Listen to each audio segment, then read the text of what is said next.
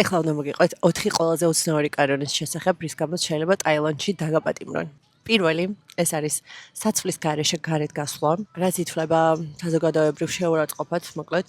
და ან ჯარიმას დაგიწერენ, ან დაგაპატიმრებენ. ნუ გააჩნია როგორ ხასიათზე იქნება პოლიციელი, ან ფული რამდენი გაქვს. იმიტომ რომ კორუფცია, როგორც იცით აქ. მეორე, ეს არის საღეჭი რეზინის გადაგდება ქუჩაში და სხვა შორის, რავი, არეზოს არ შემხოდრია, თუნდაც ქუჩაში გზაზე ასვალტზე საღეჭი რეზინის ნაკვალევები, როგორც ჩვენთან არის, ანუ აქ ვაფშე ერთად არ არის. ძალიან მშვენიერი კანონია, ჩვენთანაც რო იყოს, კარგი იქნებოდა. მესამე ეს არის ნებისმიერი სატრანსპორტო საშუალების მართვა მაისურის გარეშე. ანუ შიშველ მდგომარეობაში. ისე გოგოებზეც იქნება მხოლოდ კუპალნიკის ჩაცმა. და მეოთხე ეს არის ფულს თუ ფეხს დააბიჯებთ, დიდი პრობლემები გექნებათ, იმიტომ რომ ბანკნოტებზე გამოსახულია მეფე, დედოფალი და ასე შემდეგ ღირსშესანიშნავი პირები, მოკლედ.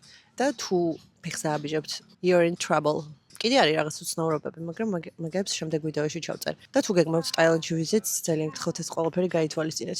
იმიტომ რომ სამართალდამცავად ტურისტების დაჯარიმების მეტი საქმე არ აქვთ. ესე კეთდება ფული, მოკლედ. კაცნით, გეხვევით თქვენი ნინო.